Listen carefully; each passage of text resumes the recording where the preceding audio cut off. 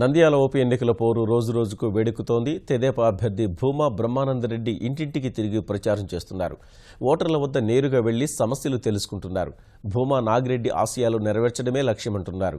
నంద్యాల ఉప ఎన్నికల్లో భారీ మెజారిటీతో గెలుపు సాధిస్తామని చెబుతున్న భూమా బ్రహ్మానందరెడ్డితో ముఖాముఖి. తెలుగుదేశం పార్టీ అభ్యర్థి భూమా బ్రహ్మానందరెడ్డి నంద్యాల ఉప ఎన్నికల ప్రచారంలో దూసుకుపోతున్నారు. ప్రస్తుతం మనతో పాటు ఆయన ఉన్నారు. ఏ విధంగా ప్రచారం సాగుతుందో అడుగుదాం. సార్ నమస్తే సార్, ఏ విధంగా ప్రచారం ఎట్లా సాగుతుంది? ప్రచారం చాలా బాగా సాగుతుంది. ఇప్పటికీ మాకు ఇంకా టైం తక్కువ ఉందని చెప్పేసి కొంచెం ముందుగా కంప్లీట్ చేయాలనే దాంతో తొందరగా వెళ్తున్నాము. ఇప్పటికే కూడా మండలాలు అంతా కంప్లీట్ అయిపోయినాయి. టౌన్లో ఇంకా ఒక 20 వార్డులు మిగిలిన్నాయి. రోజుకి 2 వార్డులాగా తిరుగుతున్నాము. ఎక్కడికి వెళ్ళినా కూడా ప్రజల దగ్గర నుంచి ముందుగా భూమా నాగిరెడ్డి గారి పేరు తెలుసుకొని అందరూ కూడా బాగా సంతోషంగా ఫీల్ అవుతున్నారు. ఎందుకంటే ఆ రోజు ఆయన ఏదైతే హామీలు ఇచ్చారో ఆ హామీలన్నీ నెరవేరుతున్నాయి.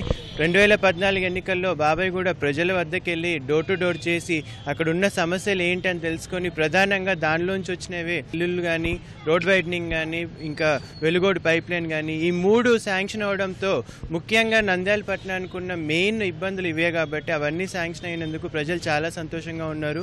మేము వెళ్ళినా కూడా మమ్మల్ని చాలా చిరునవ్వుతో రిసీవ్ చేసుకుంటూ మీ వెనకాల మేము ఉన్నాము, మీరు ముందుకు వెళ్ళండి, ధైర్యంగా ఉండండి అని మాకు భరోసా ఇచ్చి పంపిస్తున్నారు. ఆల్రెడీ మీరు ముందుకు వెళ్తున్నారు, ఆల్రెడీ నామినేషన్స్ అయిపోయినాయి. ఎట్లా ఇంకా ప్రచారంలో ఎట్లా ఇంకా కొత్తగా ముందుకెళ్ళాలి? అంటే ఇంకా డోర్ టు డోర్ వెళ్తున్న ప్రతిసారి అక్కడ ఉన్న చిన్న చిన్న సమస్యలు మాకు తెలుస్తున్నాయి. ఎక్కడన్నా పోల్స్ ఉన్నా కూడా దానికి లైట్స్ ఉండకపోవడం కానీ, లేకపోతే కాలువలు లేకపోవడం కానీ, అట్లా చిన్న చిన్న సమస్యలు వాళ్ళంతకు వాళ్ళు చాలామంది ఏంటంటే ముందుకొచ్చి ఎప్పుడు చెప్పరు. మనం డోర్ టు డోర్ వెళ్తుంటే మాకు ఈ సమస్య ఉందని చెప్తున్నారు. సో అట్లాంటి సమస్యలు మాకు అప్పటికి తెలుస్తున్నాయి కాబట్టి అప్పటికప్పుడే దాన్ని సాల్వ్ చేయడం కానీ, ఒకవేళ పెద్ద సమస్యలు ఏదన్నా ఉంటే దాన్ని నోట్ చేసుకొని అధికారుల దృష్టికి తర్వాత తీసుకెళ్లి సాల్వ్ చేసే విధంగా దానికి ప్రణాళికలు చూడడం కానీ చేస్తున్నాం. ఇప్పుడు ఎట్లాంటి హామీలు ఇస్తున్నారు? మీ సమస్యలు చెప్తున్నారు వాళ్ళు, అంటే చిన్న చిన్నవి అయితే చేస్తున్నారు. భవిష్యత్తులో చేయబోయేవి ఎట్లాంటి హామీలు ఇస్తున్నారు? మెయిన్గా సీసీ రోడ్స్ కానీ, డ్రైన్స్ కానీ, టౌన్లో ఎక్కువగా డ్రైన్స్ అండ్ సీసీ రోడ్స్ గురించి అడుగుతున్నారు. యాక్చువల్గా అవన్నీ కూడా ఇప్పుడు శాంక్షన్ అయ్యాయి. వర్క్ గ్రౌండ్ అయ్యి ఉండాల్సింది కానీ కోడ్ రావడంతో అది ఇంకా వర్క్ చేయడం లేదు. అన్నిటికీ కూడా ఫండ్ శాంక్షన్ అయ్యాయి. ఇప్పుడు 1200 కోట్లు ఏదైతే సీఎం గారు శాంక్షన్ చేశారో అందులోనే ఈ రోడ్స్కి కానీ, డ్రైన్స్కి కానీ అన్నిటి కూడా శాంక్షన్ అయ్యాయి. సో ఇప్పుడు అవే వాళ్ళకి ఎక్స్ప్లెయిన్ చేసుకుంటూ పలానా చోట మీకు ఇది శాంక్షన్ అయినాయని చెప్తూ వెళ్తున్నాము. చిన్న చిన్నవి ఏదన్నా ఉంటే మేము చేసుకుంటూ వెళ్తున్నాం. ప్రధానంగా ప్రతిపక్ష పార్టీ మీ ఫ్యామిలీ మీద, అంటే భూమా ఫ్యామిలీ మీద, భూమా ఫ్యామిలీని టార్గెట్ చేస్తుంది. ఇది మీరు ఎట్లా వీళ్ళని ఎదుర్కొంటున్నారు? గత 30 సంవత్సరాలుగా మా నాన్న టైం నుంచి మా బాబాయ్, మా పిన్ని అందరూ కూడా ప్రజల్లో ఉండి ప్రజల కోసమే వాళ్ళు బతుకున్నన్ని రోజులు ప్రజల కోసమే బతికారు. వారికి ఏ సమస్యలు ఉన్నా ప్రజలకు కానీ, కార్యకర్తలు కానీ వారు ఎంతో అండగా ఉన్నారు. వాళ్ళు ఎంత అండగా ఉన్నారనేది ఇప్పుడు స్టేట్ వైడ్ వాళ్ళిద్దరికి ఉన్న పాపులారిటీ గురించి నేను సపరేట్గా చెప్పాల్సిన అవసరం లేదు. ప్రజలందరికీ తెలుసు. ఏ పార్టీకి వెళ్ళినా కూడా వారిని గెలిపించుకుంటూ వచ్చారు అంటే వాళ్ళకున్న ఒక సెల్ఫ్ ఇమేజ్ కానీ, ప్రజల్లో వాళ్ళకి ఎంత మంచి పేరు ఉండేది మీరందరూ కూడా అర్థం చేసుకోవచ్చు. అటువంటిది ఈరోజు వాళ్ళు మా ఫ్యామిలీ గురించి కానీ, మామ గురించి కానీ విమర్శించడం చాలా బాధాకరం. అదిగాక వ్యక్తిగత విమర్శలకు పాల్పడుతున్నారు. వాళ్ళు ఏ రోజు కూడా మా పిన్ని కానీ, బాబాయ్ కానీ ఎవరిని కూడా వ్యక్తిగతంగా ఏ రోజు విమర్శించింది లేదు. మేము కూడా ఎవరిని విమర్శించాలని కూడా అనుకోవట్లేదు. మొన్న అఖిలమ్మ కూడా క్లియర్గా చెప్పింది, వ్యక్తిగతంగా మేము ఎవరిని చెప్పాలనుకోవట్లేదు.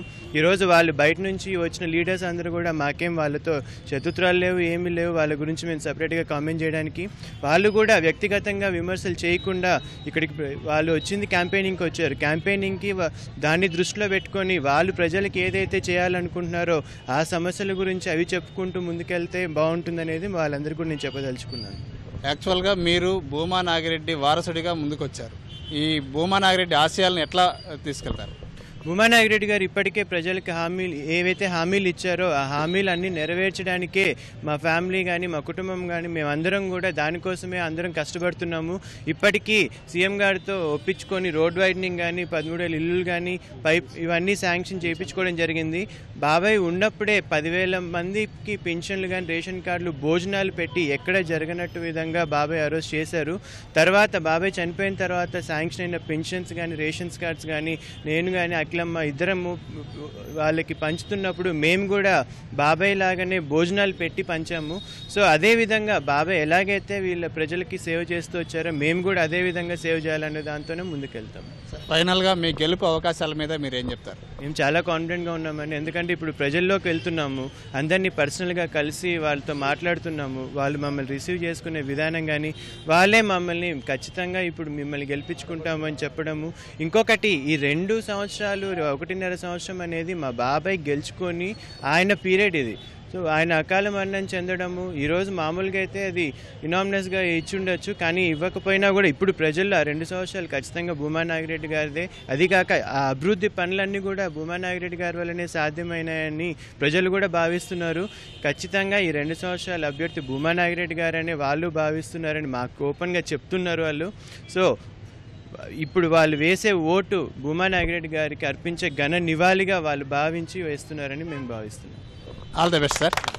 ఇది భూమా బ్రహ్మానందరెడ్డి గారు చెప్తుంది. ఈ ఎన్నికల్లో ఖచ్చితంగా గెలిచి తీరుతామని చెప్పి బాబాయ్ భూమా నాగిరెడ్డి ఆశయాలను నెరవేరుస్తామని చెప్పి ఆయన చెప్తున్నారు. కెమెరామెన్ శేషుతో శ్యామ్, ఈటీవీ న్యూస్, నంద్యాల, కర్నూలు జిల్లా.